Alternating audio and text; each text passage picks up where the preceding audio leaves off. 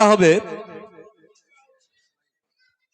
নামাজের বাহিরে মোট কয়টি ফরজ ও কি কি? আসসালামু আলাইকুম। মোট 7টি। 1 কাপড় পাক, 2 শরীর পাক, 3 জায়গা পাক, 4 সতর ঢাক, 5 রক্ত চেনা, 6 কেবলামুখী হওয়া, 7 নিয়ত করা। আসসালামু আলাইকুম। মাশাআল্লাহ। এরপরে আসছে মাসকুরা খাতুন।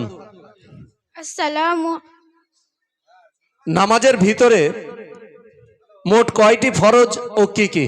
আসসালামু আলাইকুম। নামাজের ভিতরে 6টি ফরজ। 1 তাকবীরে তাহরিমা বাঁধা, 2 কিরাত পড়া, 3 রুকু করা, 4 সিজদা করা, 5 শেষ বৈঠকে বসা, 6 সালাম ফিরে নামাজ থেকে ফারেক হওয়া।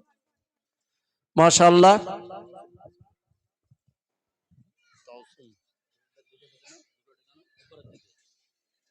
তুমি এখানে বসো।